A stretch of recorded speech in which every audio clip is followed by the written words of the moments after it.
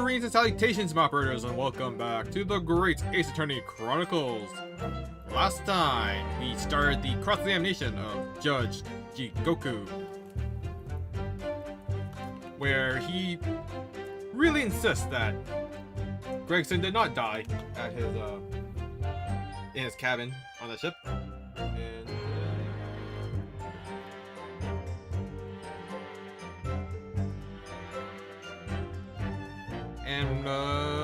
and that we're idiots, and he should have killed us when he had the chance. Yeah, that's pretty much sums up what he said. Kinda sad, really. Anyways, we learned that the assassination was in exchange.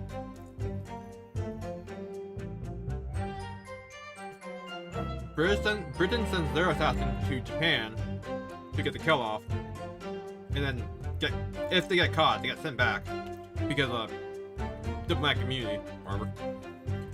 And Japan does the same thing in Britain.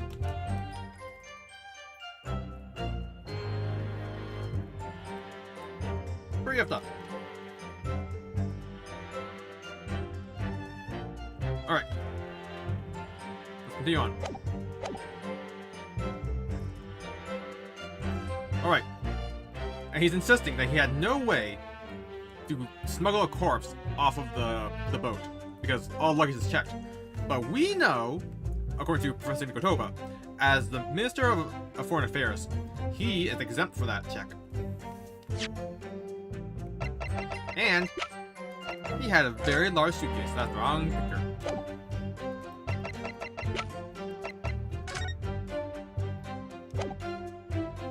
Objection! There's no possible way you could have moved Inspector Gregson's body, you say. I would say the opposite is true. And what's that supposed to mean? Far from being impossible for you to do, the transporting of Inspector Gregson's body back to Britain is something only you could do. What are you talking about, Rinosuke? As well as being a judge, Mr. Jigoku is also Japan's Minister of Foreign Affairs. Which means he's exempt from having his luggage searched when he enters the country. We learned that when we first met you upon your arrival in London.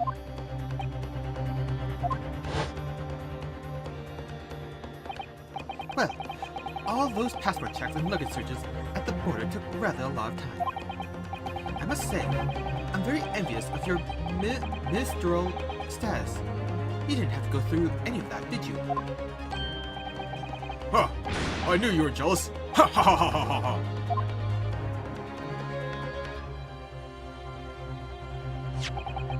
I presume you recall this, Judge Jigoku. It's a photograph we took in the foyer of the hotel to mark the occasion. As the court will note, you have with you your large travel trunk. Large enough, in fact, to have a corpse inside. Miss Naruhodo, surely you're not suggesting...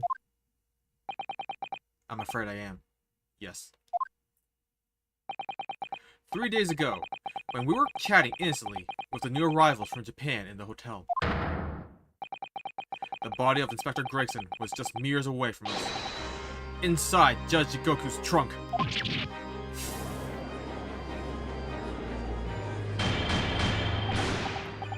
Order! Order! Order in court! I'm skeptical.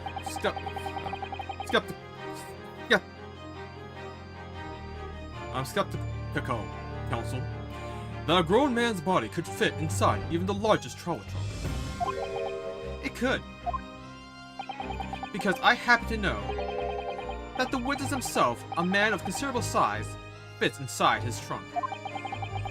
And verifying that would be extremely simple, wouldn't it, Judge Jigoku? But inside his trunk? How horrifying. And after we'd spoken with you at the Great Waterloo Hotel, we had the opportunity to visit the apparent scene on Fresno Street. taking your trunk with you in a cab to deposit the inspector's body.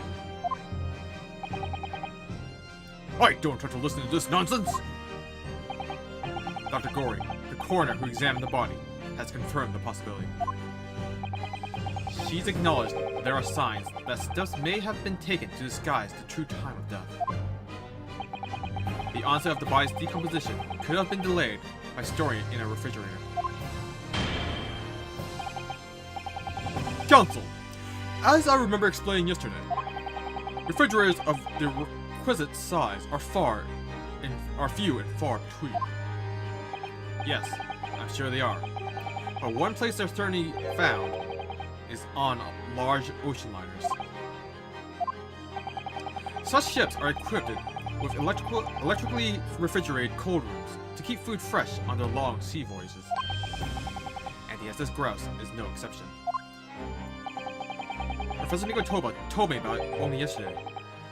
Well, Judge Goku?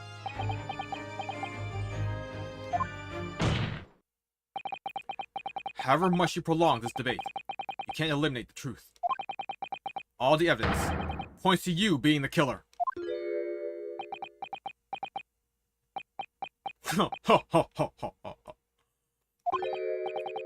Well, this is all very heartening.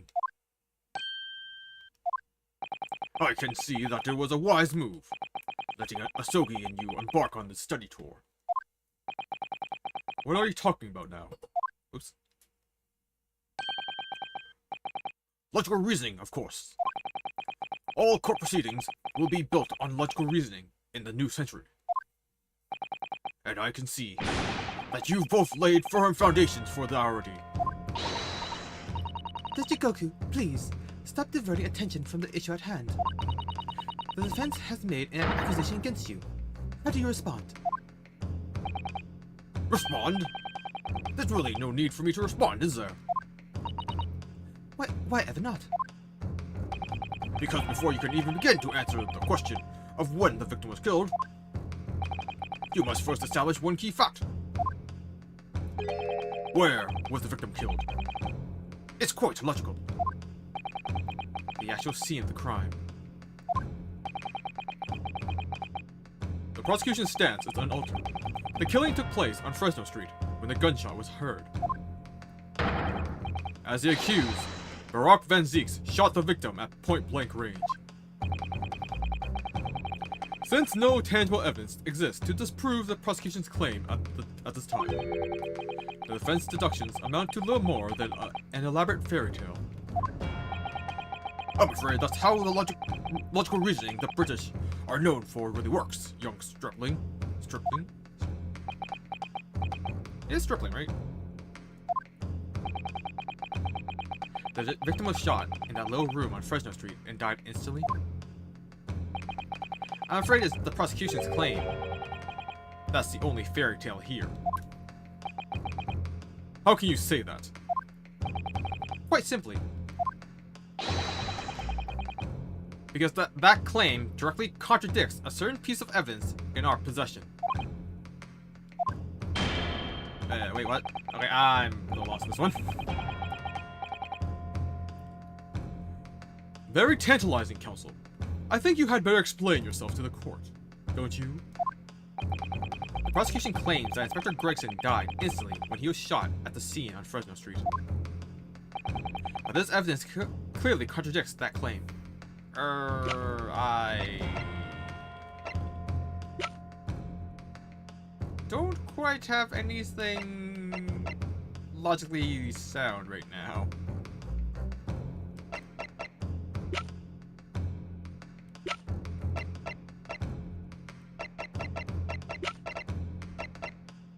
The updated autopsy report?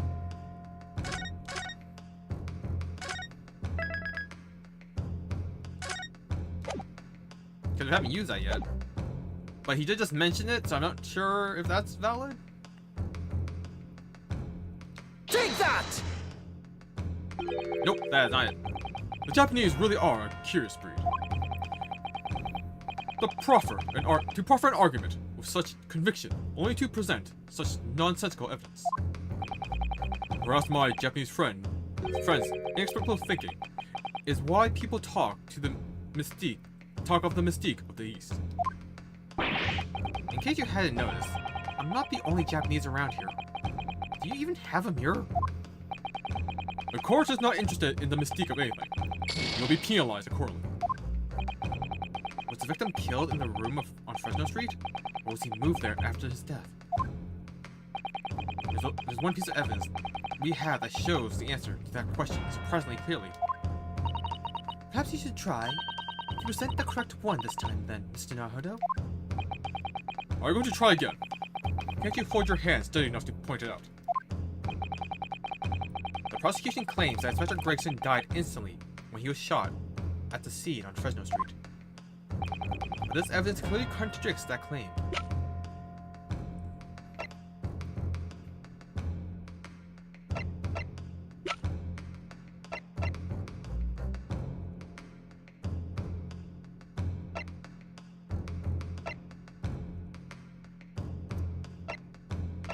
I don't know what it wants me to present. Because surely it's not that. The blood of the trunk isn't relevant. It shouldn't be.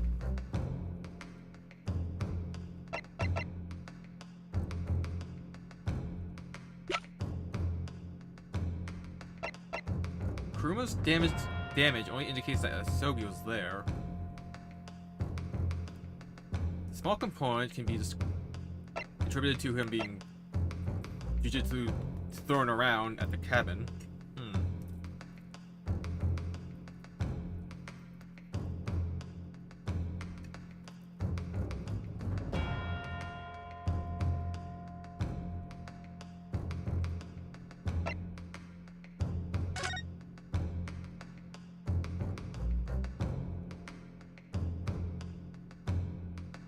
The telegram doesn't tell us anything.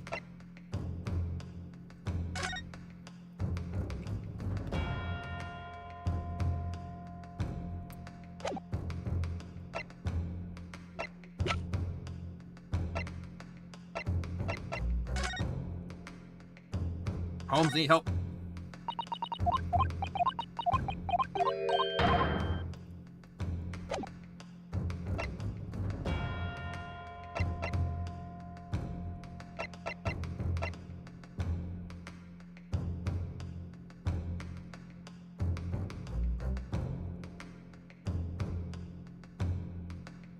Would be the watch?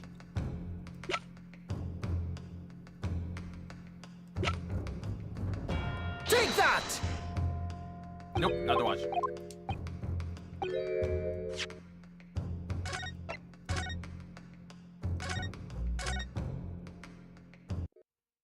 I am stumped. I am stumped here. I don't know what indicates, because we don't have the fish and chips.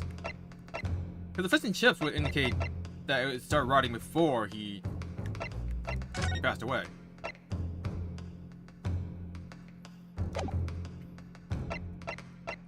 But that's not a piece of the evidence.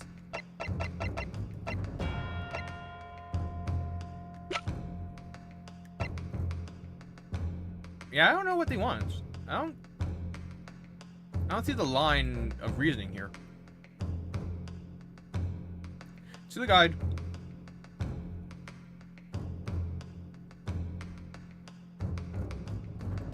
I don't even know what part we're on. Oh, okay, actually it's split up. Okay, that part we got through.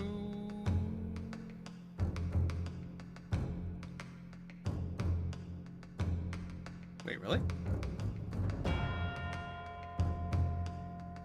I don't understand this.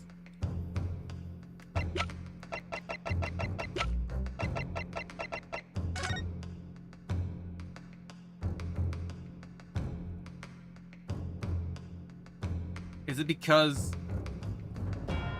the wig is on him?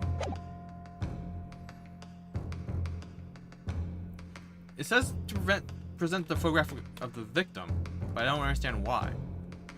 Take that! A photograph of the victim in the very location you claim he wasn't killed. Yes, but the point is, the posture of the body itself. Hold up, what? Oh, it matches to be inside a car. Oh, I'm an idiot. Okay, I get it now. I really am. I did not put two together. It's not even 2 and 2. It's 1 plus 1 here. Ugh. I'm a moron. If Inspector Gregson had been shot there, in that room, it's out of the question that his body would have been curled up in a ball like that. Objection! I'm sorry to disappoint you, but your logic is flawed. You could easily have adopted that fetal position due to the pain of the shot, which subsequently proved fatal. Objection! He died instantly, sir. I'm sorry to disappoint you, Judge Goku, but it's your logic that is flawed. What? According to this autopsy report, the victim died instantly. He will have felt no pain, much less have been able to draw himself into that position. Which begs the question of why the victim's body was curled up in that way. Though the answer should be abundantly clear by now. You're suggesting the inspector's body took on that posture ahead of its arrival on Fresno Street, before it was coldly turned out on the floor from the inside of a large travel trunk. No! You're quite right. The shape of the body, it looks exactly as if it had been kept in a confined space.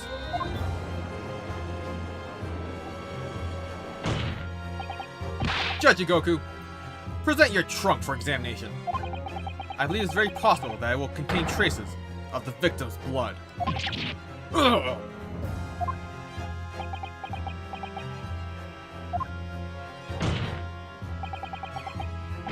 Present my trunk?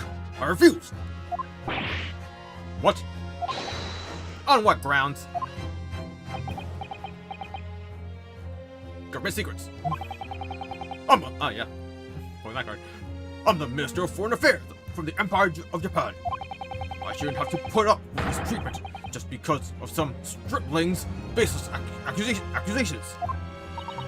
In other words, Judge Goku, there is blood in your trunk.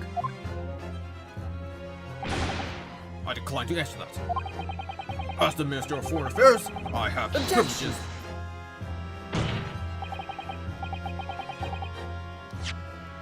Privileges that allow me to... Objection! At this moment, you're not a government minister.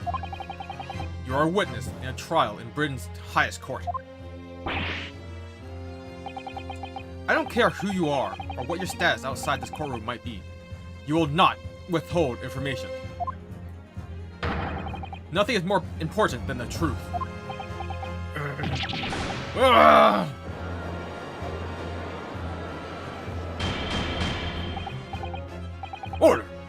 Order! Order in court! Well, Mr. Jigoku, what's it to be?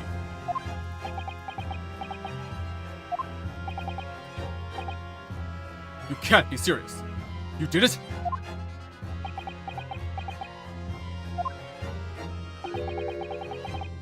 Have you no shame at all, Katsuma Sogi? What?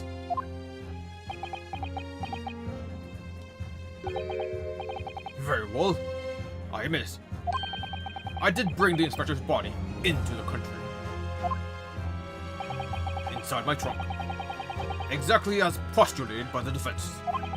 What? You. Dear God! Outrageous! So it was you. You admit that Inspector Gregson was... No! I admit to nothing more than what I've said. Oh.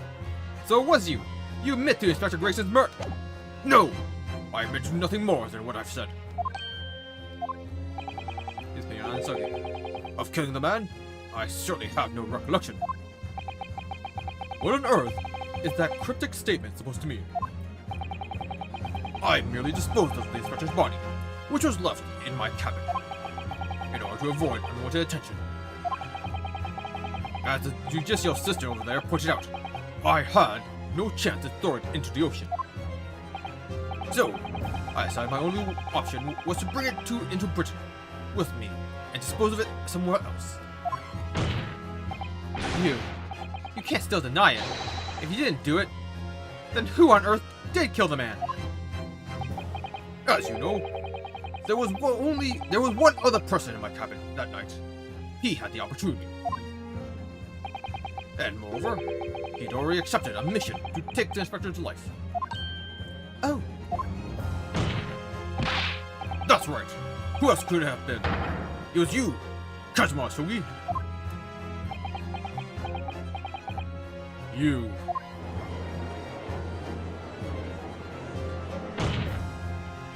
Lost Lamington. I never thought you'd stoop to this. Seshiro Jigoku. You've taken the words straight out of my mouth. Prosecutor Kazuma Sogi. You thought by leaving the body in my cabin, you could pin the crime on me, did you? Well, the prosecution counsel has already admitted to visiting the witness's cabin on the night in question. Yes. On an assassination mission, no less. You wouldn't. So, what do you make of that, young stripling? You've heard my testimony now, and that's all I have to say on the matter. I'll admit to nothing more. I don't believe this. Counsel for the defense. What is your position now? The court awaits your response to the witness's assertion.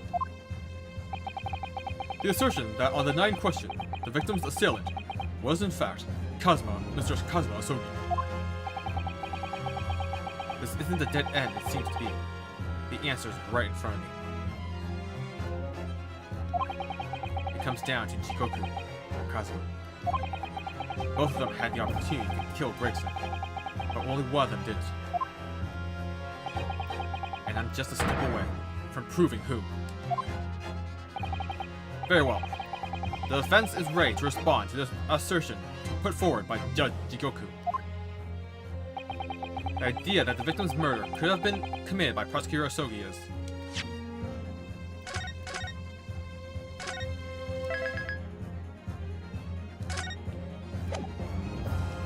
It is possible, because he did slash at the inspector.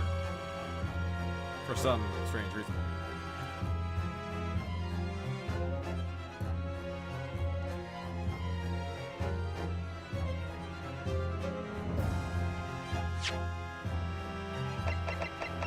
At the same time, the revolver could have been issued to Jigoku during his time here, and he just kept it.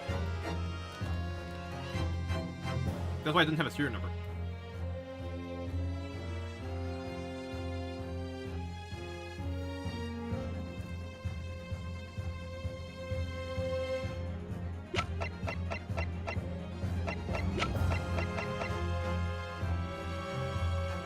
But would Kazuma really use a gun to kill a man? No. He would always use a sword. He's just that kind of guy. Impossible. Judge Jigoku, let me remind you of something you said only a few minutes ago.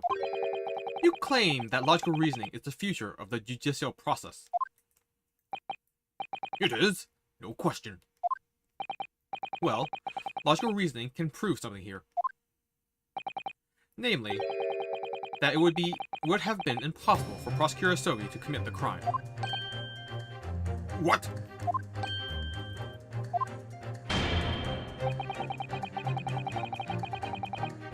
The court will only accept an argument that is supported by compelling evidence. So present what you have, counsel. What proof is there that allegedly demonstrates the impossibility of Prosecutor Asogi's involvement?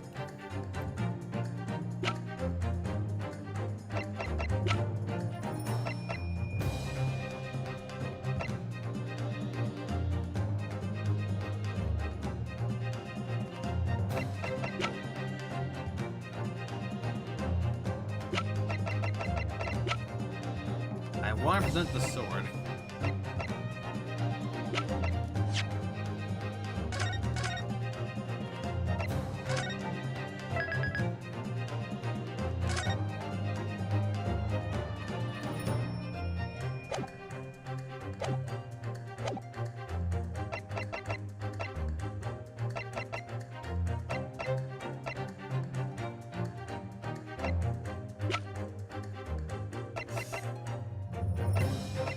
It must be.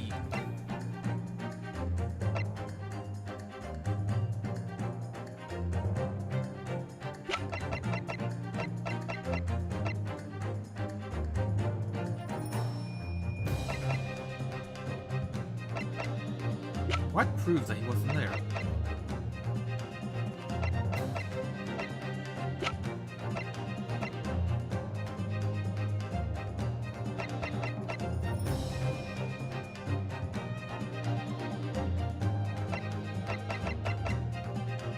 Would be the unserialized gun? Because if he was issued a new gun during his apprenticeship with Van Zeeks, it would have a serial number.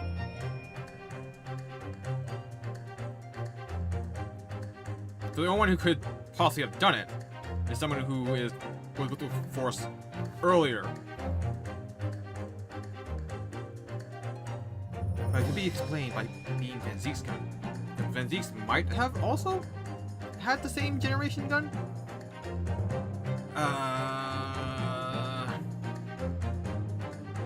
Take that!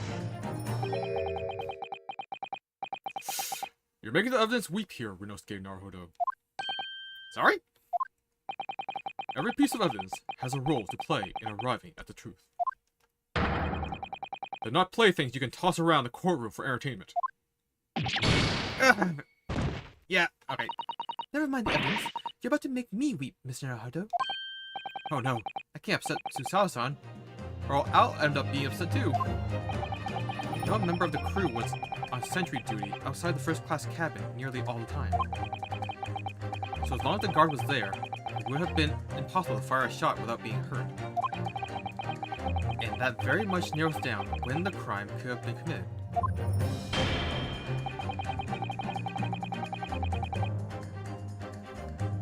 But we don't have the logbook for where he stayed. If we did, then yeah, I could present that. The court will only accept an argument that is supported by compelling evidence. So present what you have, counsel. What proof is there allegedly demonstrates the impossibility of Prosecutor Asobi's involvement. Take that! This itinerary for crew members of the SS Grouse, my lord. This is conclusive proof. An itinerary? How does that prove anything? Judge Jigoku, the moment you acknowledge that you found the victim's body in your cabin, this itinerary suddenly became much more significant. What? What? On the ninth question, as always, a crewman's sentry was on guard outside your cabin door. As long as he was there, nobody could have fired a shot inside the cabin. Absolutely. Because it's inconceivable that the guard wouldn't have heard it and come to investigate. So that tells us that the crime must have taken place when the guard was elsewhere. And that narrows it down to the 20 minutes just after 10 o'clock, as indicated on the itinerary. Yes, I see no flaws in your reasoning so far. But the crucial point is this. When the evacuation drill took place, the steamship had already put to sea from the port of Dunkirk. Ah, right. Yeah, but we don't have the log where Toki was. That's a crucial piece of evidence I feel like was needed. Oh! Now, clearly the murder could only have been committed by somebody who was aboard the vessel at the time. But Prosecutor Asogi stated in yesterday's proceedings, I didn't come to Great Britain to take anyone's life. So I left Gregson and disembarked the ship. I spent that night at a boarding house in the town, and returned to England the following morning. Which I'm sure the court will agree is conclusive proof. Kazuma Asogi couldn't possibly have carried out the killing. Ugh! Hold it! No! Absolutely not! I don't accept that at all! What do you mean? The boy's just saying that to exonerate himself. We can't trust that he really disembarked the vessel. Obviously, after he left my cabin, he hid himself somewhere nearby on the ship. Just waiting for his chance to come back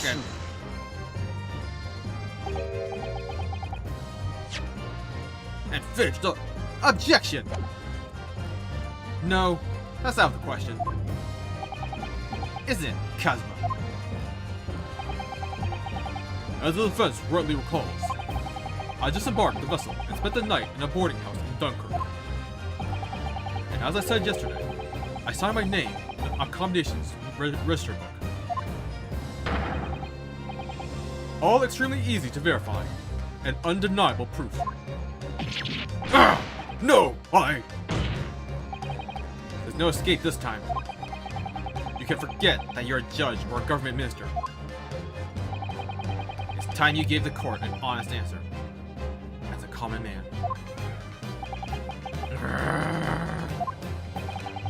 You killed Inspector Tobias Gregson and transported his corpse back to Britain. Then you dumped the body in the room on Fresno Street and made it look as if the murder had happened there. That's what really happened, isn't it? Seshiro Jigoku.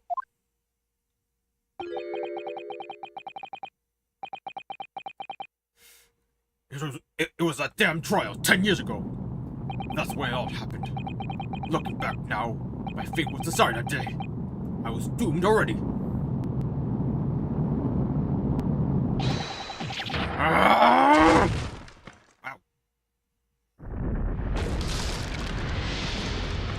What the hell? It's over. My life is over.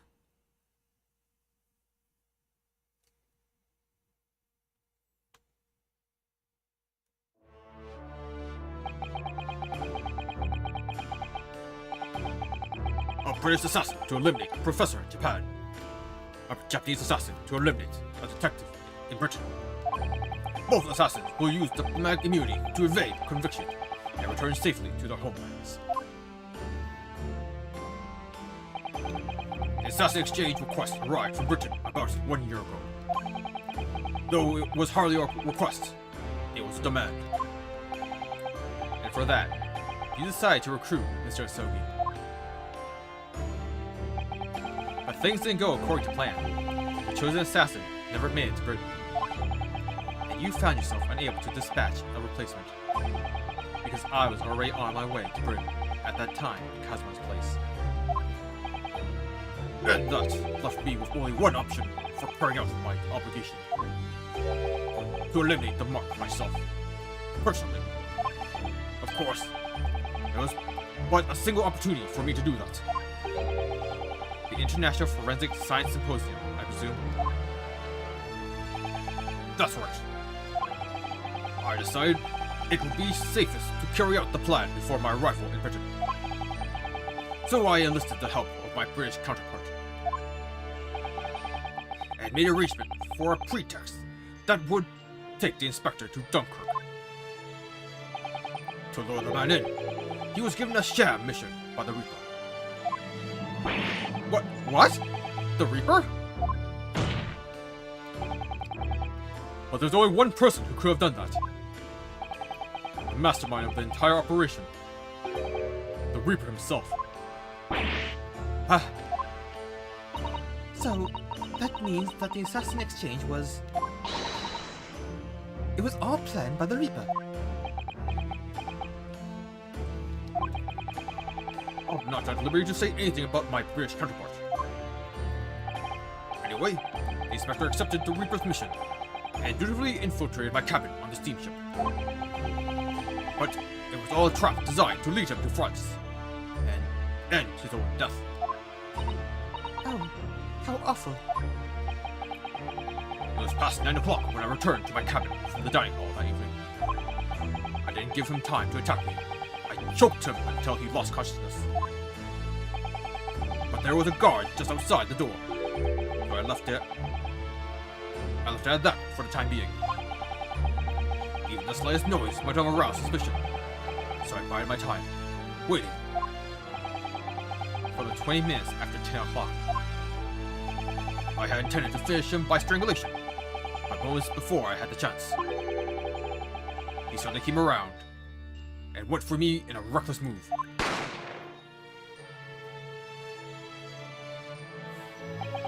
I had received a British-issued gun 16 years earlier, being a member of the judiciary. As a visiting student, I knew it, he says. I never imagined I'd have to use it for something like that. So the revolver belongs to you, does it?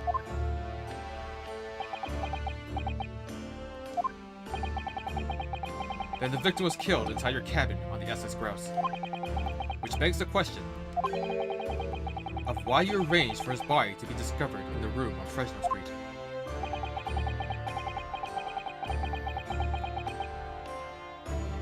The young judicial assistant over there has already answered that question. There's no way I could take the body up on the deck to throw it over the side. That's precisely where all the crewmen were gathered for the evacuation drill. So before the first-class cabin sentries returned, I took the corpse to the refrigeration room. And then on arriving in Dover, you concealed the body in your trunk in order to smuggle it past the border police. I knew I needed to take steps if the police were to be convinced when the body was found in London. In that case, you must have known. You must have had intimate details of Inspector Gregson's intended schedule. Yes, my British counterpart sent me everything I needed to know. The inspector was due at Fresno Street at 5 o'clock that afternoon, in order to meet a man by the name of Hugh Bow, from whom he would take back his police identification. I decided that man would be the perfect person to set up as the culprit. So I took a hackney carriage over there with the body still in my trunk. That must have been just after we took this photograph with you at the hotel then. Yes, I was expecting a welcoming committee. I was more than a little nervous. On Fresno Street, I spotted a young girl selling little firecrackers. Miss Venus, of course. I conceived of a candle trick there. I conceived of the candle trick there and then. So I donned a simple disguise and approached the girl to buy enough firecrackers to replicate a gunshot. What sort of disguise? For some reason, the inspector had a bright red hairpiece in his own traveling case. So I put that on, although I suspect I drew more attention to myself in that than I would have otherwise. The hairpiece we found at the scene. The inspector had it ready for the red-headed lead investigation. I only arrived at the room around 4:45. So I quickly placed the body on the floor, moved the notice board, and set up my little candle trick. I arranged it so the firecrackers would go off with a bang around 15 minutes later.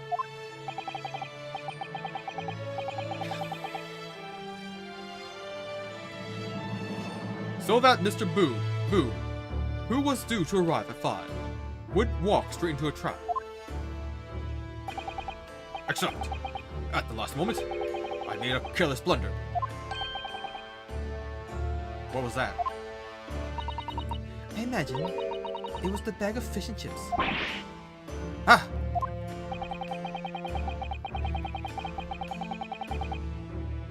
I didn't notice that it had fallen out of his overcoat pocket, when I moved the body to the refrigeration room. I put it back into his pocket the following morning, but... well, it seemed the warmth of the heated cabin had accelerated the decay of the fish. Ew. Anyway, that's everything. All the sordid details of what I did.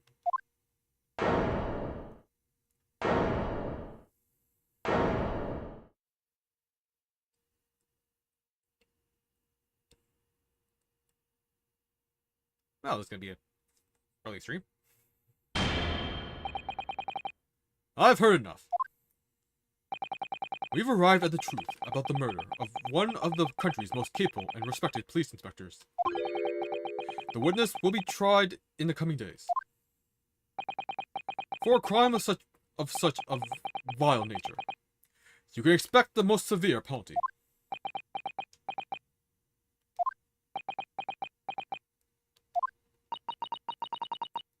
An exchange of assassins. What a foolhardy idea. Mr. Jigoku, one last detail. Who was your counterpart in Britain? Who was the mastermind behind the assassin exchange?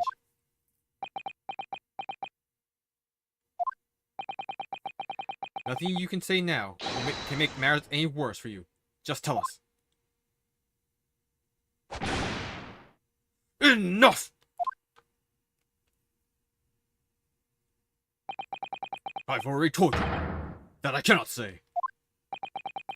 Even though, as things stand, you may very well never set foot in your homeland again.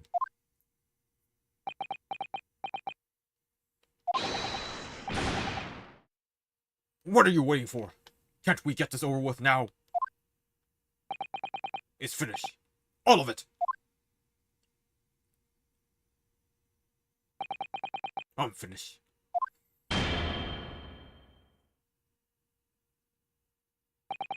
Then, in the name of Her Majesty the Queen, I now pronounce the findings of this court. This man before us has admitted to the willful murder of Tobias Gregson.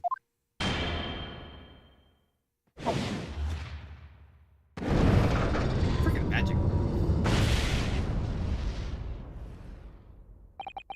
Wait, that's not how this works. Isn't Van Zeke supposed to be found not guilty? Not.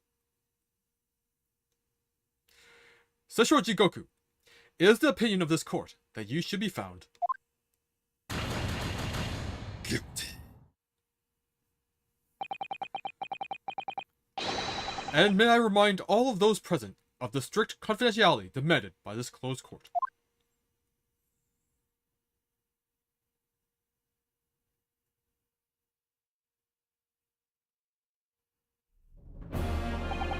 Moments ago, Mr. Jigoku signed a written confession, admitting to the murder of Inspector Gregson and the subsequent conveyance of the body.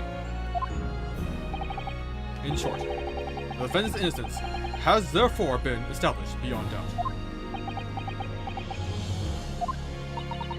Oh, wonderful.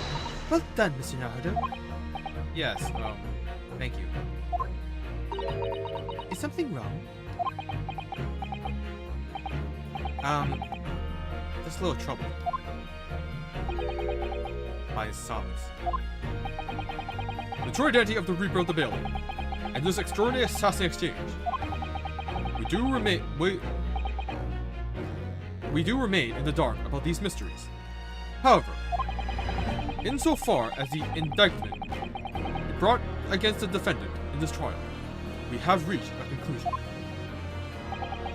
I have every intention of pursuing both mysteries as a prosecutor. As you wish. Now, for the formal education. I hereby declare the defendant, Barack Van Zeeks. Objection!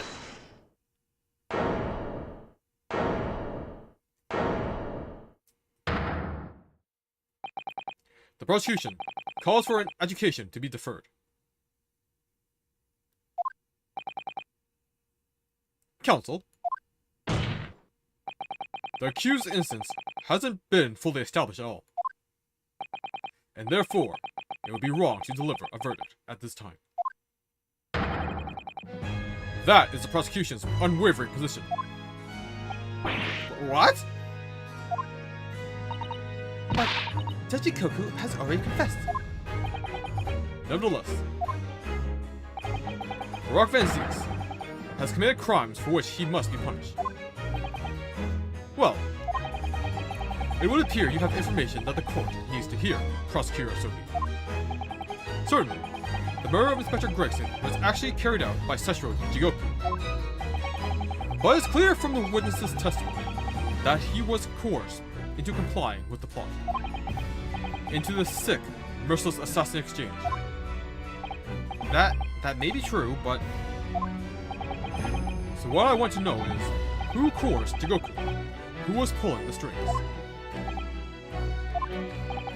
The victim went to France, having been ordered on a mission for the Reaper, only to be murdered.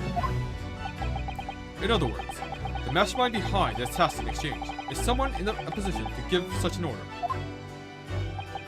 As we've already established, the Reaper himself. Well, certainly that would appear to follow. The prosecution hereby formally accuses the man in the dock, Barak Van Zieks, of being the Reaper of the Bailey. And furthermore, I'm going to prove his guilt beyond all reasonable doubt. What? Well, didn't expect this. Keep going. Order! Order! Order! The Reaper of the Bailey is a long-standing mystery, Counsel. Are you suggesting you have some new information with which to build a case? Scotland Yard has already investigated Lord Van Zieks very thoroughly in that regard, and they found no evidence whatsoever to substantiate the claim that he is the Reaper.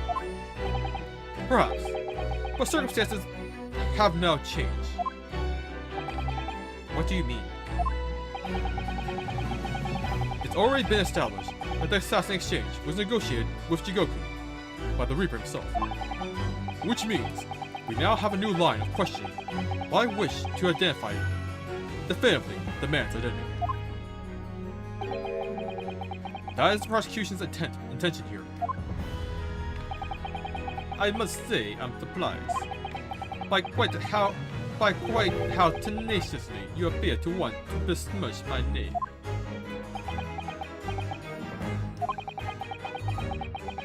You are guilty of an unforgivable crime, Lord Van Zieks. And I will bring you to justice for it, whatever it takes. That explains Cosmo's silence before. We saw nothing to finish what Lord Van Zieks unwittingly started 10 years ago. Where's this going? Very well. Whilst it's extremely irregular, I will on this occasion grant the prosecution further opportunity for witness testimony. The defendant will disclose any and all involvement he has had with the Reaper and the assassin exchange. I thank you, my lord, for guiding the court so wisely. I hereby declare this court to be in session for a supplementary hearing.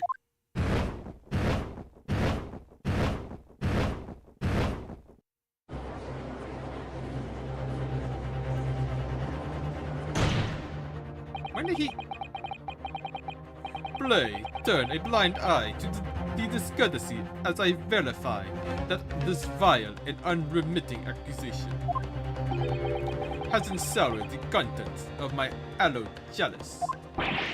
Lord Van Zieks! I first had to suffer the pseudonym of the Reaper 10 years ago now. And ever since that time, I've endured the weight of the implied guilt that's gone with it. So I welcome the chance to testify now, and crush those allegations once and for all. Good. Then let justice decide, Lord Van Zieks.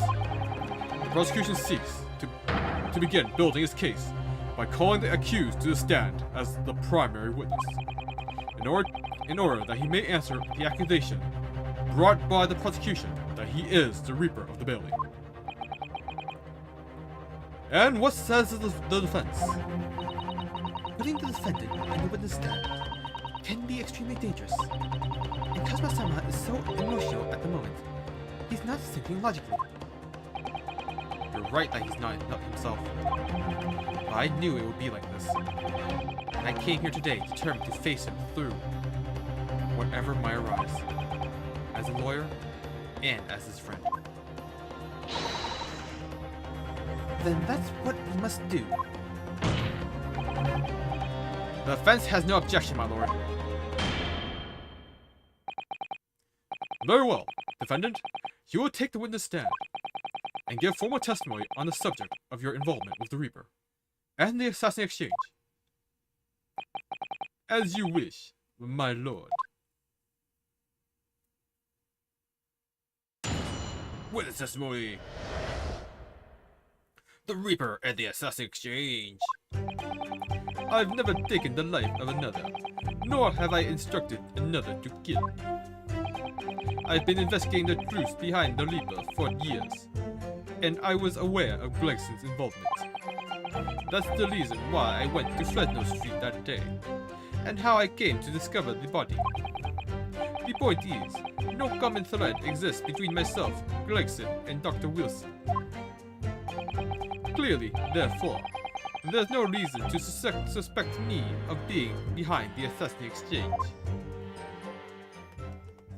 There is one thread.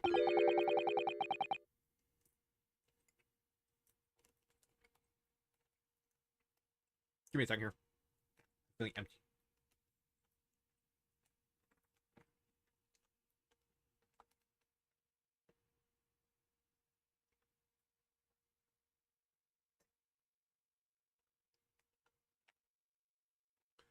So, you deny all accusations by the prosecution. Both that you are the Reaper of the Bailey, and that you masterminded the assassin exchange. I acknowledge that the public at large believe me to be the Reaper. However, that's a fallacy, which I alone am in a position to forswear.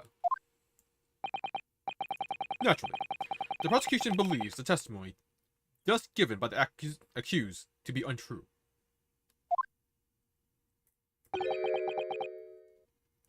Runosuke Naruhodo. Yes? Let me ask you, why are you here? What brings you to this courtroom?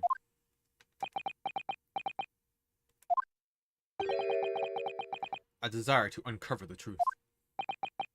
Even if the truth proves your client to be guilty. From all my experiences in this courtroom, I've come to realize something. The truth can't be hidden. Sooner or later, it will come out. So it's always my intention to work with my client in the pursuit of the truth. I want you to remember what you just said. Enough dilatory chatter. Counsel for the defense, proceed to cross-examine the witness. Wow, that's a weird, sir. Yes, my lord. I know exactly what you're thinking, Kazuma. I know you're just waiting to point out. The contradiction you're convinced lies somewhere within the man's testimony.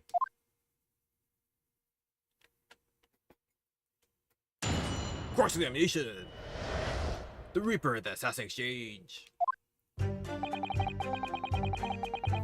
I've never taken the life of another. Whoops. Nor have I instructed another to kill. Take another bite. Give me a minute.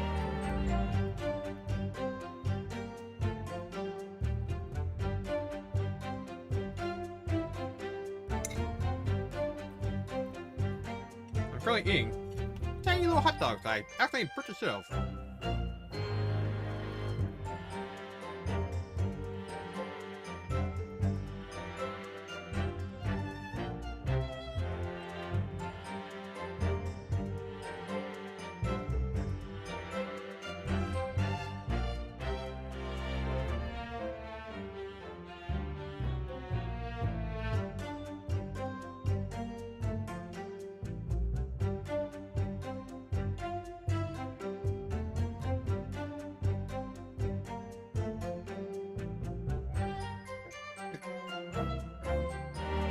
Hold it! So you're not going to... So you're not what the general public refer to as the infamous Reaper of the Bailey? Exactly. Don't imagine for a moment that the court will be satisfied with a one-word answer on this. I realize that. If you're intending to comment on every sentence, this could take a while, Kazuma. Didn't you find it disturbing, though? That, one by one, defendants who'd been acquitted after your unsuccessful prosecution were killed? Let me answer that question by posing another. If, one by one, defendants who had been acquitted after your successful defense were killed, would you find that disturbing? Disturbing? I couldn't possibly say how that would make me feel with a one-word answer like that. Exactly. Well, that told me. But even though I'm not the leaper, that doesn't mean I ignored all the hearsay. I've been investigating the truth behind the leaper for years, and I was aware of Gregson's involvement. Hold it! You say for years. How long exactly? Since the very first time the leaper's influence was felt in this courtroom. 10 years ago now. And your investigations led you somehow to Inspector Gregson, you're saying? I didn't want to believe it. He was a personal acquaintance. We worked on cases together in the past. A friend? A friend, even? It felt like a betrayal. But I demanded permission to search his office at the yard without his knowledge. Which is when you found his secret notebook, is it?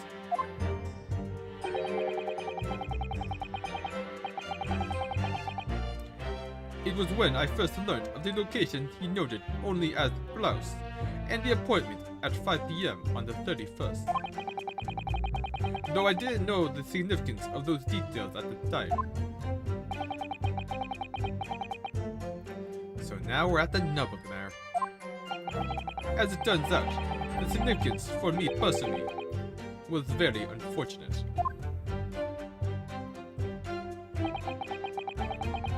That's the reason why I went to Fresno Street that day, and how I came to discover the body. Hold it! But why did you go to that specific location? I thought that if it was the Leaper's headquarters, then by turning up there at 5 o'clock, I would catch whoever was involved red-handed. Suddenly, all that was awaiting me was the inspector's corpse. Yes. Even though it wasn't designed for you, you walked straight into the trap set by Jigoku. Exactly. Jigoku had intended to implicate Hugh Bone, but unhappily for me, I arrived at the scene first. Ha! A ridiculously careless blunder. Moved on to just throwing insults around, I see. I see then, Kazuma. Think what you will, it doesn't change the truth. The point is, no common thread exists between myself, Gregson, and Dr. Wilson. Hold it! There is a link between you and Gregson, though. Of course, we were close acquaintances. We'd worked on numerous cases together. I considered the man to be a mentor of sorts. He taught me a number of important lessons. He did? Such as what? How to love another man. Where to buy good fish and chips. And such like. Well, that was convincing. Dr. Wilson was a coroner, of course, but that was some time in the past. In any case, I understand it was several years ago now that he was invited to work at a Japanese university. That's right. He was a visiting professor at the Imperial Yume University in Tokyo. It should be unambiguously clear then that no links exist between myself and him. In other words, I had no motive for sending some assassin across the oceans to kill the man. It sounds plausible enough, and I want to believe it. But something about this just doesn't quite sit right with me. Alright, time for an old autopsy report. Clearly, therefore, there's no reason to suspect me of being behind the assassin exchange.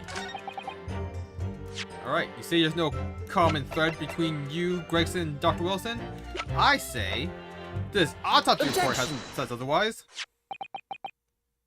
What is this? An autopsy report? Wait, this is 10 years old.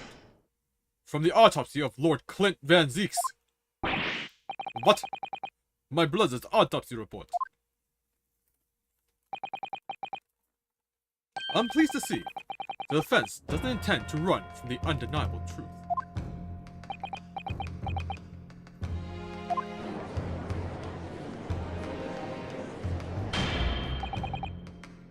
Order in the court. What reason do you have for presenting a 10-year-old autopsy report here, counsel? This, the autopsy report of the professor's final victim, is an undelible link between Inspector Gregson, Dr. Wilson, and the defendant. Not that cursed name again. The professor. I personally researched all the court records relating to that case. I know that at the time, autopsy was considered sacrilege to the victim's souls. And for a member of the aristocracy like Lord Clint Van Zeeks, it was unthinkable. But someone implored the powers that be to allow the autopsy to go ahead. Inspector Gregson. He declared that he was certain he would obtain conclusive proof from the procedure. And it was Dr. Wilson who conducted the autopsy. His signature is clearly visible on the document. As promised by Gregson, the autopsy did indeed produce evidence. How did he know, though? Evidence that conclusively proved Genshin Asogi was guilty of the murders. In my brother's dying moments, he mustered all his remaining strength to leave that vital clue behind.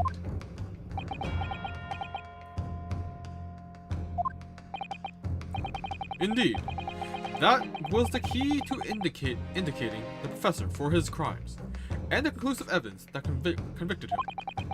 It enabled Lord Van Zeeks here to avenge his brother's senseless death, with a marvelous victory in court.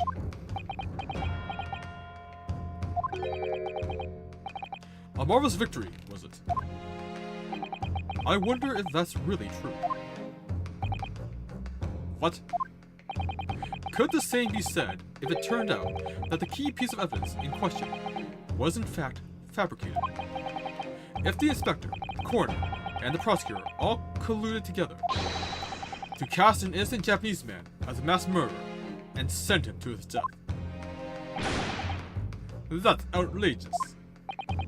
And now, 10 years later, for some reason the secret has been threatened and needs protecting. Which is why the inspector and the coroner had to be silenced, is it? By someone in power in Japan and in Britain, using the two killers recruited for the assassin exchange.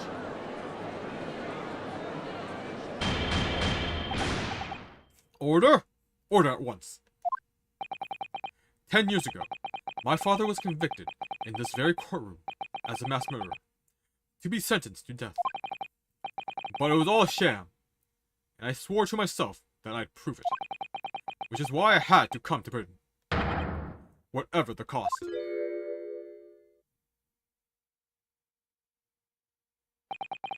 You'll have to forgive me if I feel compelled to toast this vengeful Nipponese's tenacity of purpose here. However, he who fails to quash his emotions in the courtroom has failed as a lawyer. Come on, Kazuma. You know this won't wash. You're claiming your father was misrepresented in a trial that took place a whole decade ago. You must see that without evidence, that's nothing more than a wild accusation. As it happens, I have evidence. What? As the court has heard, I crossed the channel to France with Gregson on the 31st. I went with him on the pretext of being the assassin recruited to kill Seshiro Jigoku. But my true intentions were to make the inspector tell me the truth. What truth? The truth about the evidence. And he acknowledged what I'd already deduced. There's a closely guarded secret about what went on in that autopsy 10 years ago. What? A secret? I know nothing of any secret. While we waited for my supposed mark in Jikoku's cabin, I drew my clan's illustrious sword, Kuruma, before the inspector's eyes. He very quickly understood what my true motive was. Right, I see. You're that Asobi's young lad, are you? And what? You're gonna cut me down with that thing? Is that it? That will very much depend on the answers you give to my questions. I want to know what really happened 10 years ago. The truth. That's all. Before I get into it, let me make one thing clear. I still believe your father was the professor. There's no doubt in my mind. But unfortunately back then, we didn't have the evidence we needed to make the crime stick. So, you admit it then. You racist piece of shit. The evidence used in my father's trial was fabricated. It was for the good of the country. Anyway, I was just following orders. Orders? What exactly did you do? Speak! I'm not saying another word. Even if your life depends on it. That's right. Even then.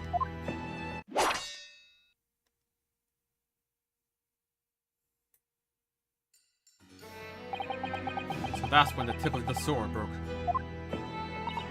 Oh, Kazuma-sama. If the results of Clint Van Zeke's autopsy were fabricated, then the investigating officer, Gregson, and the lead coroner, Wilson, must have known about it. And they can only have been ordered to pervert the course of justice in that way by one man. The man leading the case for the prosecution, Barack Van Zeeks. Oh, Kazuma didn't know that Mel Strongheart was the original prosecutor for the case.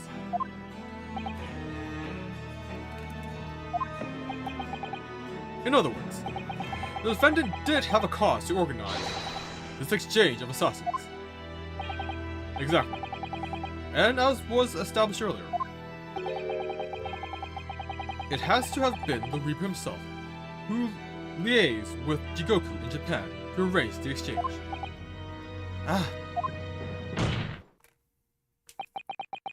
So it follows that the Reaper's true identity can only be that of the man who stands accused in this courtroom today, Barack Van Zeeks.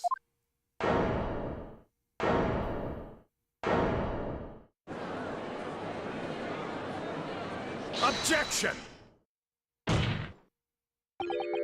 Kazuma Asogi. What? What you've just told the court. Are you absolutely certain of your facts? Did Gregson really fabricate evidence for that trial 10 years ago? I heard it with my own ears. His shameful admission.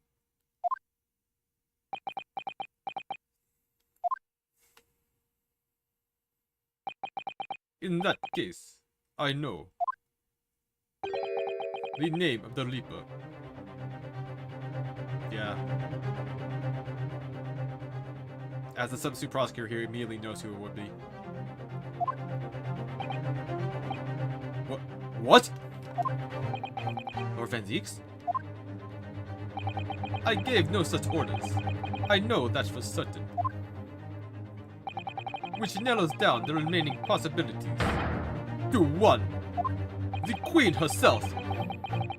If Lord Van Zieks isn't the one behind all this, then yes, there is only one other person who could have done something like that.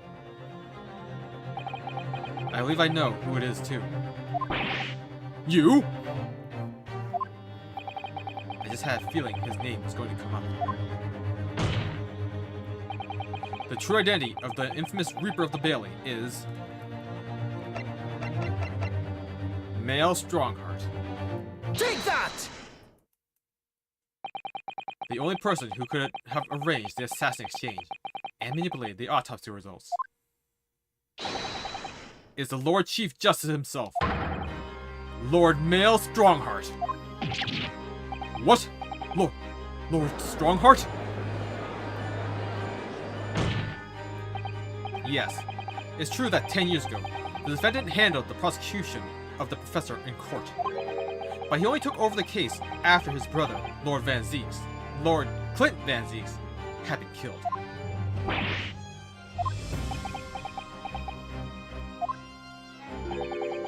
I can only assume that this is the most inappropriate joke in British judicial history. Well, Lord Van Zieks? 10 years ago, I was very new to my profession, but I had a burning desire to avenge my brother's death, so I pleaded for control of the case.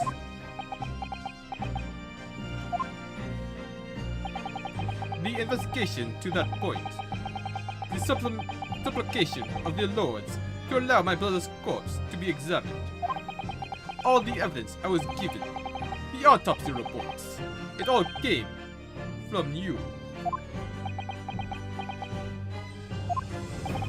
I spent my life since then believing I was in your debt for the way you stood aside and let me handle the trial. But I see now, I was really much mistaken. It was a hugely influential force that caused the inspector in the corner to break the law 10 years ago. And that same force was still felt a decade later on the other side of the world by Seshiro Jigoku. Lord Strongheart, everything falls into place when we recognize that you are the Reaper of the Bailey.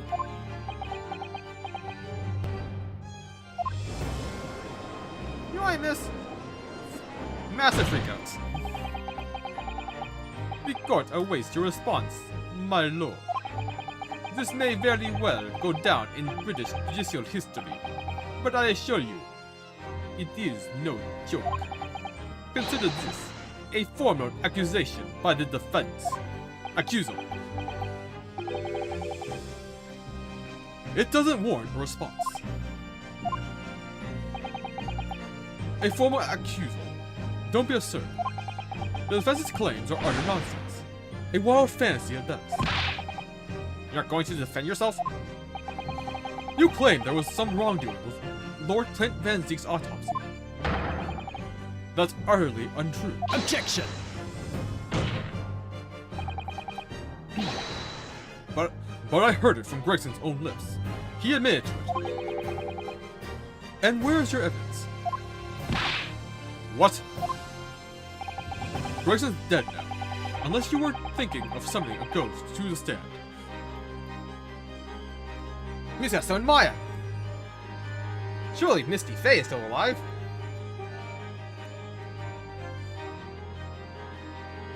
Or Ami Faye? What's her name? What's the old Faye name? I don't know. You mean to say... I forget how the system works in your little backwater country. But in the courts of the British Empire, without evidence, there is no case. I have no intention of entertaining some wild fantasy that can't possibly be substantiated by anyone or anything. Ugh!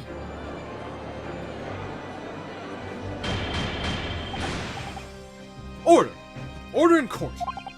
Following Inspector Gregson's murder, and in light of Dr. Wilson's death as well, there's really no one left who could testify about the events 10 years ago, is there? So that was the real purpose of the assassin exchange. This court has no business raking over the coals of a case that was concluded a decade ago.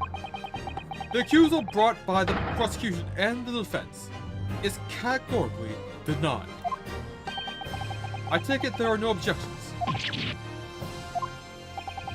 Kazuma. He's more or less waited his whole life for this moment. Is there really nothing else we can do now? Is there no other avenue we can go down in pursuit of the truth about what happened all those years ago? If only there was someone who could testify about Clint Van Zeek's autopsy. There is someone! He's gone to extraordinary lengths to cover his tracks. Even so far as dispatching an assassin all the way to Japan to ensure Dr. Wilson's silence. Oh yeah, Mikotoba was the assistant for that. I was gonna say Dr. Scythe. Totally forgot that Mikotoba wrote the entire report. And Dr. Scythe won't say anything against Strongheart. Yeah, see, I was totally on the wrong avenue for a second there. But there's still one ray of hope. Objection!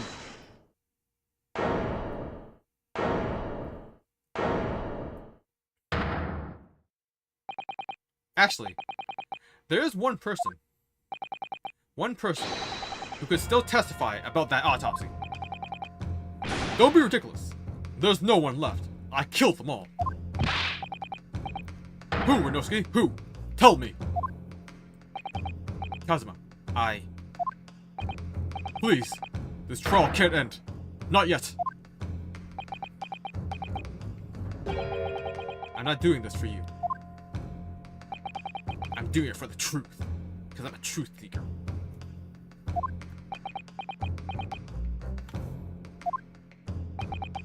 The person in the defense would like to call to the stand to testify about the autopsy of Lord Clint Van Zeek is this dad, Yujin Mikotoba. Take that!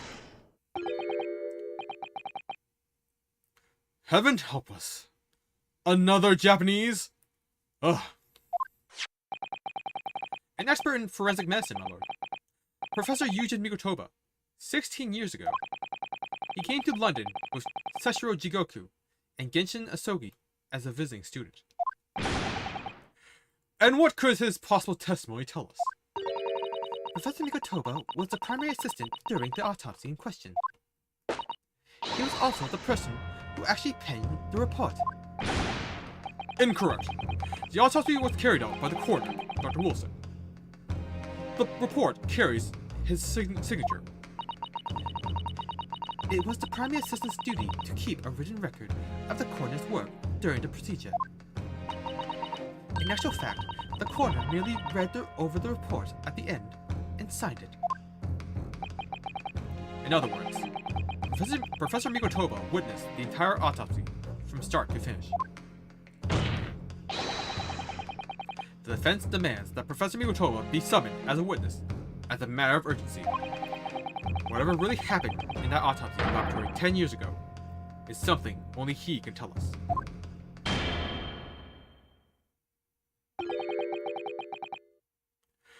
The defense's demand is denied. What? But Professor Mikotoba is in London at this very moment. We could summon him to the stand in minutes. No, of course he's not going to agree to it. Strongheart has no intention of summoning anyone who knows. He's too concerned about protecting himself. Prosecutor Asogi, let me refresh your memory, as you seem to have forgotten the prosecution's stance. Only minutes ago, you accused the defendant of being the Reaper, and of masterminding the assassin exchange. I did, yes. So present your evidence for those claims, and make your case complete.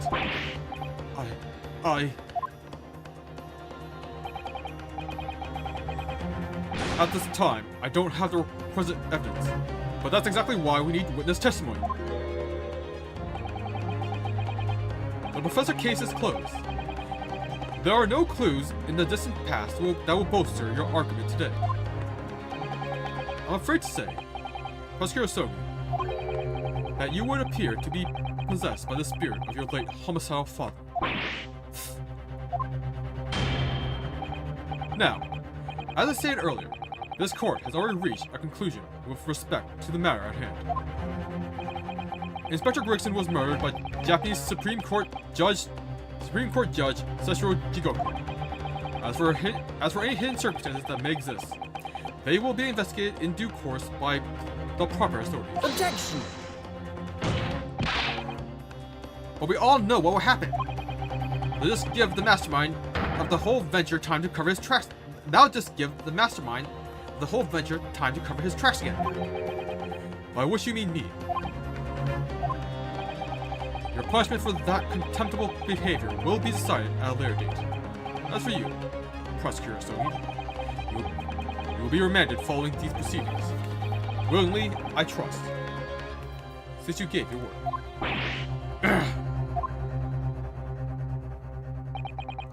This futile game of revenge is over, young Master Sogi.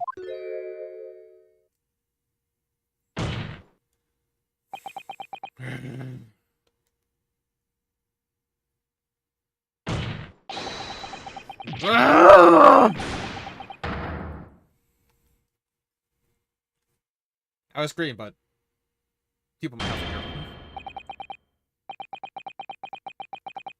That'll be all. I hereby declare this. Ah, he wouldn't do this.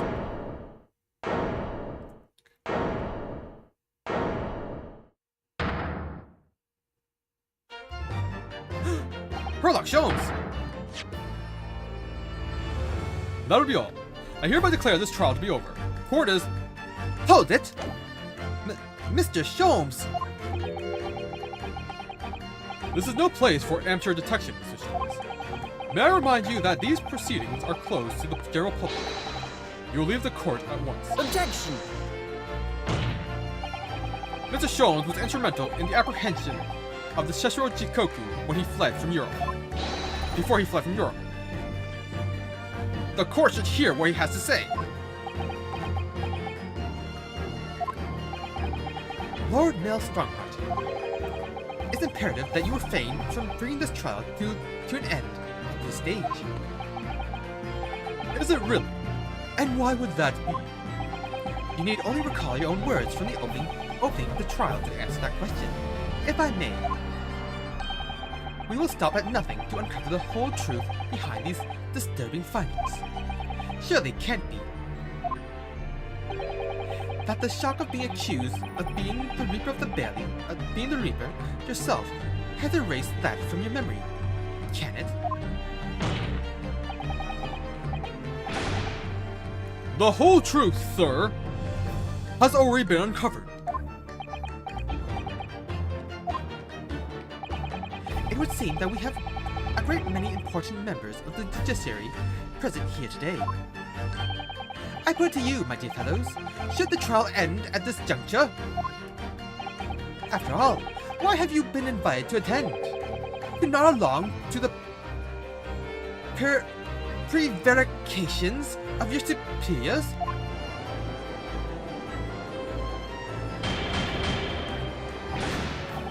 Order! Order in court!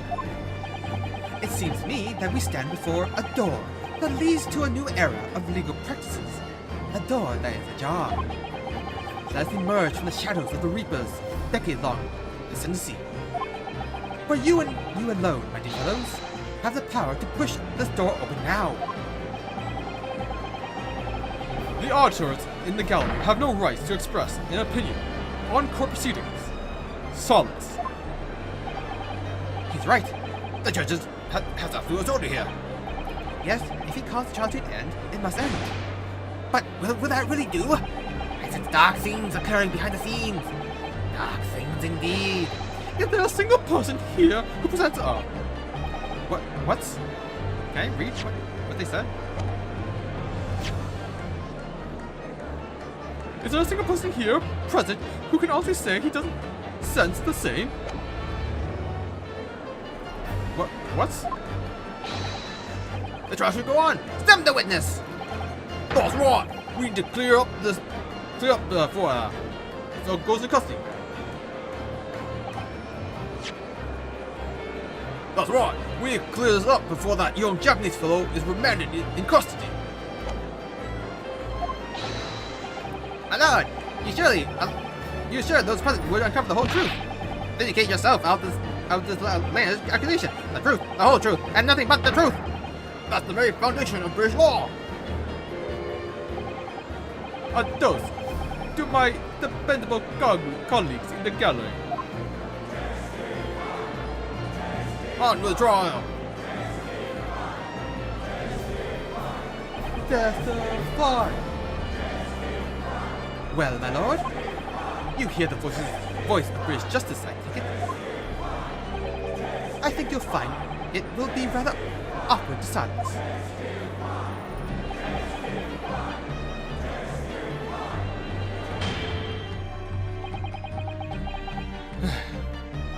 The court will recess briefly.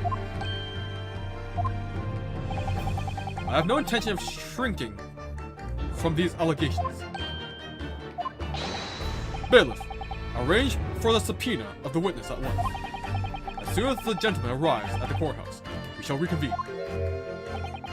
A recess won't be necessary, my lord. Pardon? VTuber is a close friend of mine. He accompanied me today and is waiting in the antechamber as we speak. I do believe he's been enjoying a little trip down memory lane, in fact. What? Professor Mikotoba is here in the courthouse? Mr. Sholmes, you didn't know this would happen, did you? My dear fellow, no one is in a better position to answer that question than you, Shelley. I wasn't just asking for the fun of it, you know? Well, I must thank you for your assistance in this matter, Mr. Sholmes.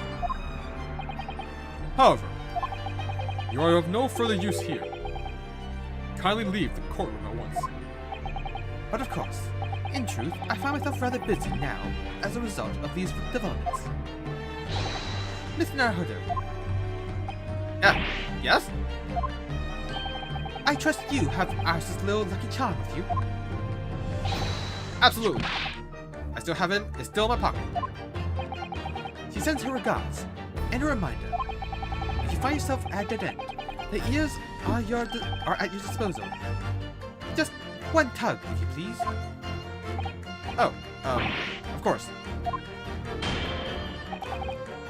In that case, the trial will continue without delay. Bailiff, show the witness to the stand.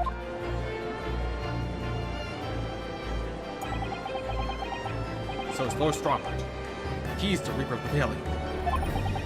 Where exactly is this trial going to take me, I wonder? Just how deep am I about to be plunged into the blackness of the abyss? Well, I'm ready. I'm ready to head into the heart of this maelstrom and confront whatever horrors it tries to drown me under.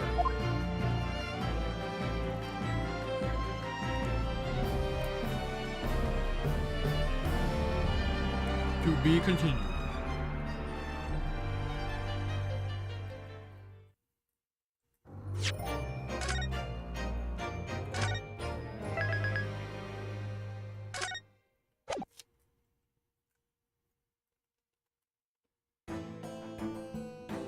Interesting.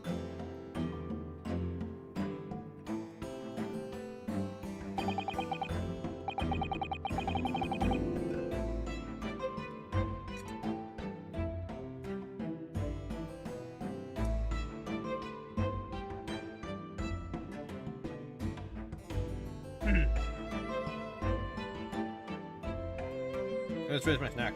Sorry.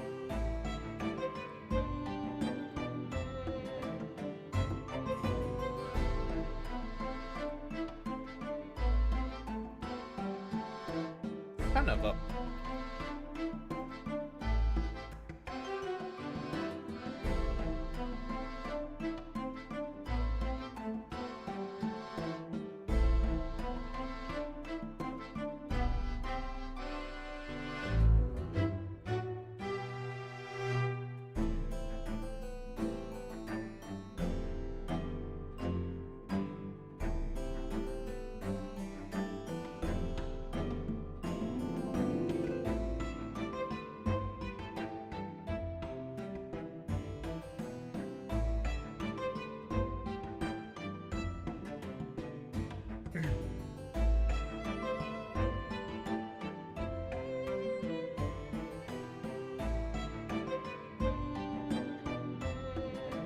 So witnesses, please state your name and occupation for the court. Yujin Mikutoba, lecturer in forensic medicine at the Imperial Yume University in Tokyo, Japan.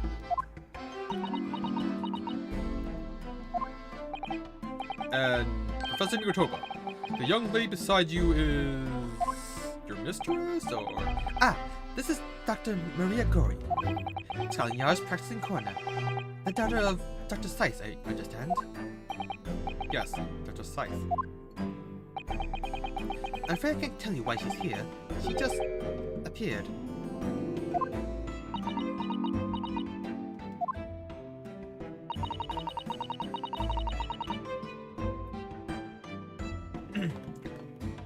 What voice I even give her?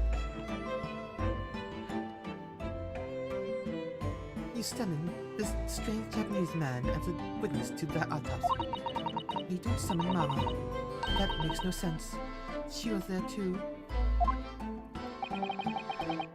That's about the size of it. I've had her eyes boring into the side of my cheek constantly, whilst I was in the antechamber too. Poor man. The idea of it's making me shudder.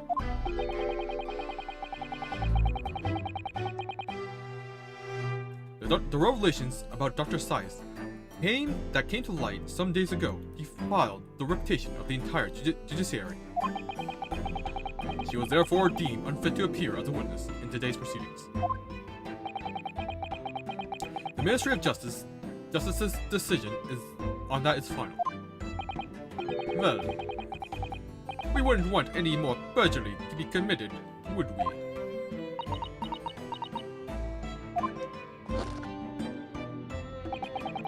Ministry of Justice? Some questionable strings are being pulled, I think.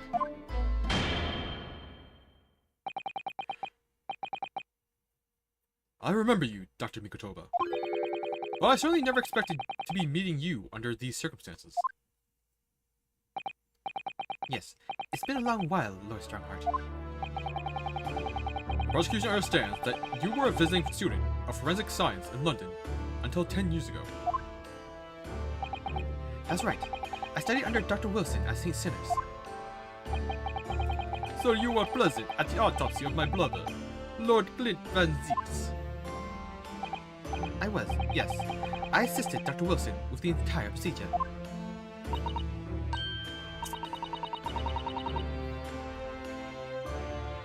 Mama is far more skilled than any Japanese man.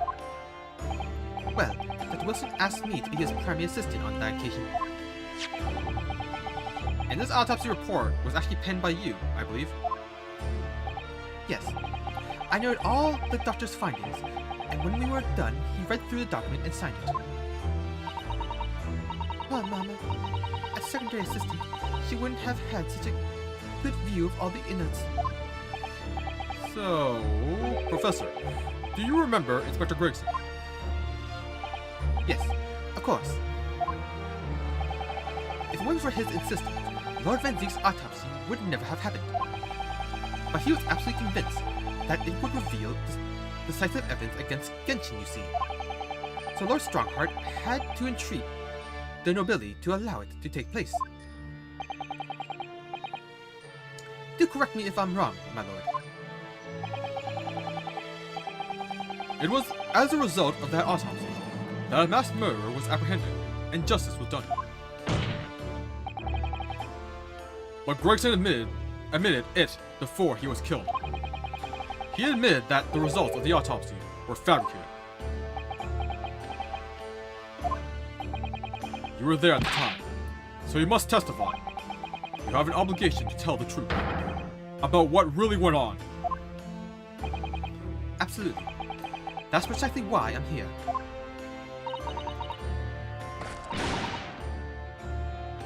And that's why I'm here too. Very well then. You will give your formal testimony now, witness. But before you begin, a word of warning.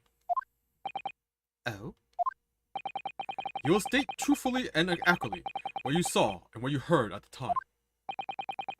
I wouldn't dream of doing otherwise, my lord. The moment your testimony verges on supposition, I will expel you from my courtroom.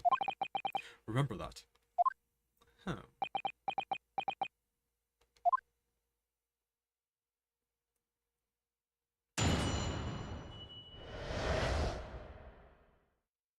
The autopsy of Clint Van Zeeks.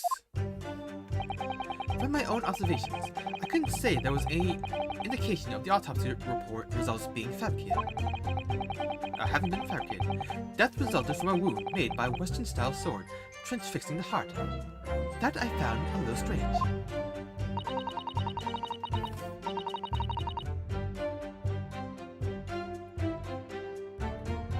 There were no other signs of internal injury. Nothing questionable at all. It's just that beautiful but dangerous piece of evidence removed from the man's stomach. Presumed to have been swallowed by the victim as a way to posthumously identifying his assailant.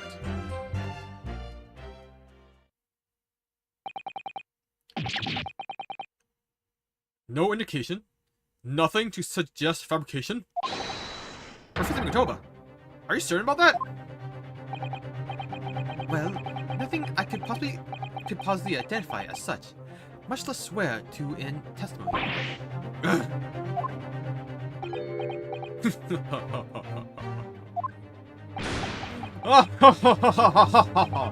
Well, that clears things up nicely. The only fabrication here, Asoni, has come from you. What? You claim that the inspector confessed just before his death, but that is the fabrication. No, he freely acknowledged it. I swear he did. Freely, with the tip of a sword at his throat. The man was clearly at his wit's end. The court will give no credence to his confession that was uttered in obvious desperation. Quite simply, there was nothing questionable about the investigation of Lord Clint Van Zeek's death. And with this testimony we have, without question, uncovered the whole truth of the matter. If I may, my lord. There was most certainly something questionable about it, and the whole truth does rather elude us, I feel. I beg your pardon. Well, you're obviously aware of the facts of the case. All four of the professor's previous victims died with an enormous beast set upon them that ripped out their throats. Oh, such horrifying crimes. But curiously, the killer's last victim, Lord Clint Van Zeeks, suffered a different fate. Yes, you're right. He was stabbed through the heart with a sword.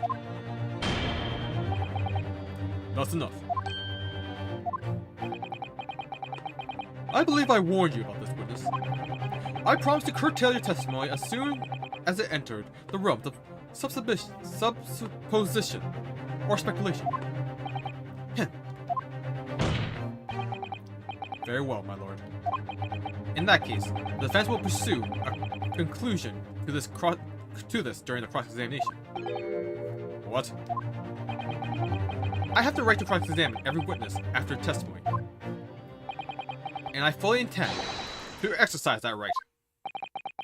Ryosuke. I'm afraid that even the presiding judge has no authority to contravene the letter of the law, as I'm sure every member of the judiciary present in the gallery would agree.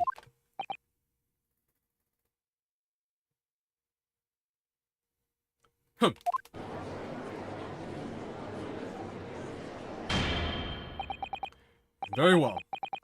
You may begin, counsel. However, the moment your argument strays from the established facts, I will not hesitate to bring the cross-examination to an end. Proceed with caution. Yes, my lord. Cross-examination. The autopsy of Clint Van Zeeks. From my own observation, I couldn't say there was any indication of the autopsy report results having been fabricated.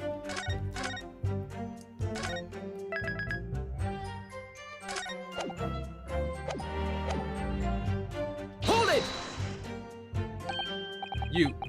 couldn't say?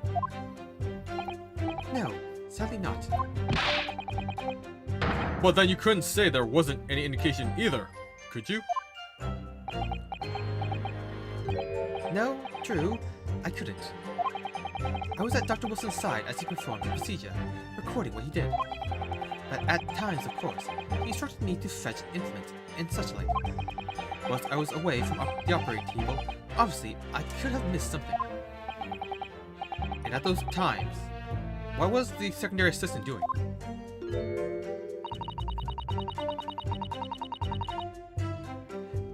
following this Japanese man's orders to adjust the lighting or pass him implements.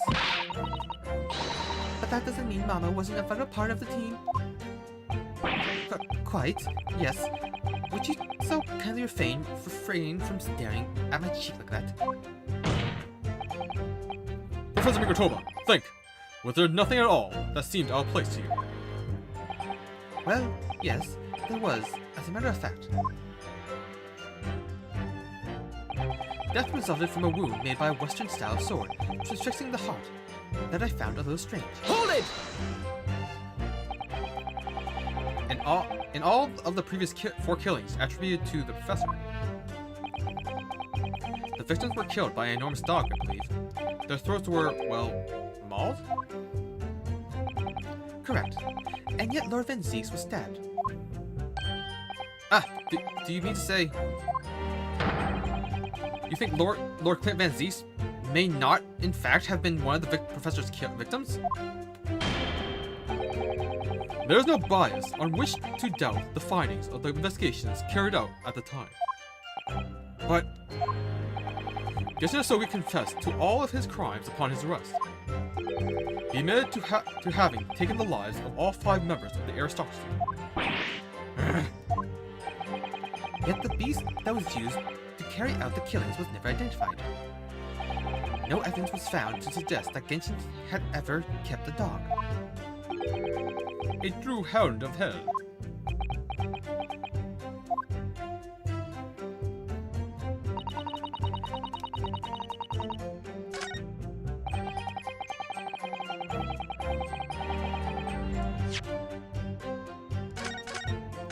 I think we present the sword here. Because why would he use a Western style sword? Objection! Really? That wasn't a thing? Witness, the wizard's last statement exhibits a fundamental inconsistency. Not one that any British court would recognize, Counsel. What? Remember, this is a closed court. Wherever fate befalls you in here, no one outside will ever know.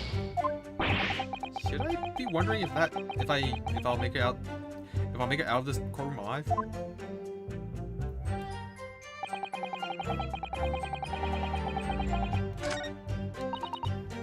There were no other signs of internal injury. Nothing questionable at all. Hold it! But, you weren't actually present at the autopsy yourself, were you, Dr. Gory? Does that matter? Well, I just wonder how useful your testimony can be in that case, really. I mean, it would be different if your mother, Dr. Seiss, were in the stand, but... I've read all the paperwork about the case, and Mama told me the story countless times. The statement I just made is exactly what's written in the autopsy report. I did confirm that myself at the time, is true. Besides the stab wound, there were no other signs of internal trauma. I see.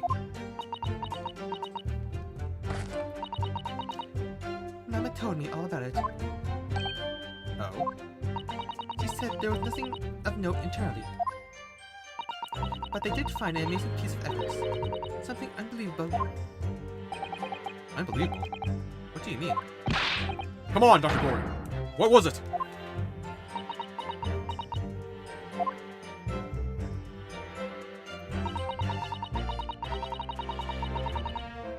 It was just that beautiful but dangerous piece of evidence removed from the man's stomach. Hold it! What exactly was it, though? What does beautiful but dangerous mean? Well, it was sparkling round with a hole, as if it might slip over a finger, perhaps. It was a ring belonging to Genshin Asogi. My father's ring was inside the victim's stomach? At the time, Genshin wore a large ring on the digitus quartus of his left hand, the fourth, or ring finger. I understood it was some sort of keepsake. When my father left Japan for London 16 years ago, I was 8 years old. I remember that ring. You do? My father's possessions were sent to our family home in Japan after his death, but the ring wasn't among them. Obviously not. It was a key piece of evidence. It remains under lock and key in the stores at Scotland Yard to this day. After the autopsy, Genshin was summoned by the police to check for the presence of his ring. It wasn't on his hand, of course. Moreover, there were deep abrasions on his finger where it had been pulled off.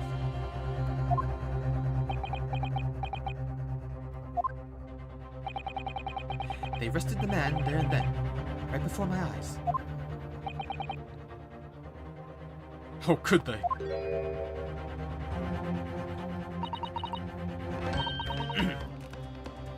I brought the ring along with me today. What? Here it is. A bit dusty from years in the stores. Good gracious! Yes, that's it. I haven't seen that in 10 long years. And that was found inside the victim's stomach? Yes, I'm afraid so. You hesitated there, Professor Mikadova. Should we read something into that? Well, it's just that thinking back now, I didn't actually witness the moment it was extracted from the victim's body. Oh my, really? At that precise moment, Dr. Wilson had asked me to fetch him a new scalpel, you see.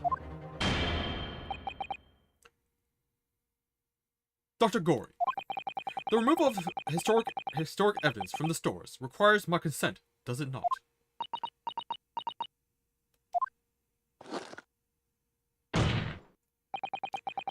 However it came to be here, the court cannot deny that this is crucial evidence for today's proceedings.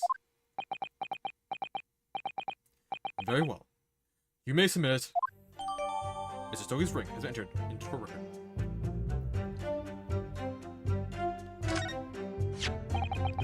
It's not the sort of ring normally seen in Japan. They almost look like claws protecting that jewel. You must examine it carefully. Very carefully, Miss Naruto. Very carefully indeed. Presumed to have been swallowed by the victim as a way of posthumously identifying his assailant. The ring probably has blood on it. Or more like, there's like no way the ring could have fallen down there without scratching the hell off his esophagus.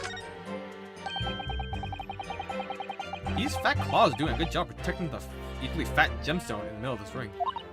Yes, if you were clumsy, you could give yourself a rather nasty cut on them, I should think. Ow! Ow! Now my finger's bleeding. These claws are really sharp. These claws really are sharp. Oh my.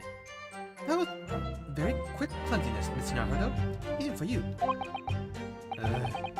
Who would make such a dangerous ring? You can swallow it without doing yourself some fairly serious damage. Surely.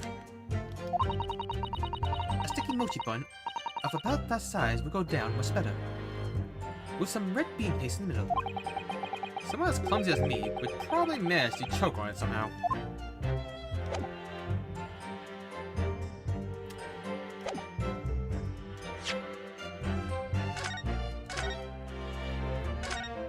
Okay, I'm gonna check with a guy, see how far we are from the ending. Because it feels like we're really close.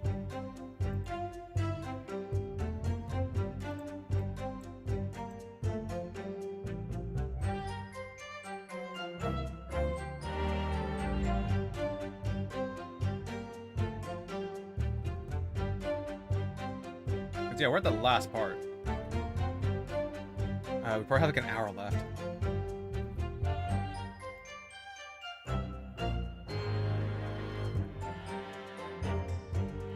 Okay, according to the guide, we're at the beginning of the last part. I don't know how long it's gonna take though. I feel like it's probably gonna take an hour. Alright, so I'm gonna call it a day here. Tomorrow I'm gonna do a long stream, or I'm gonna try to do a long stream for the new Honkai update, or Star Rail update.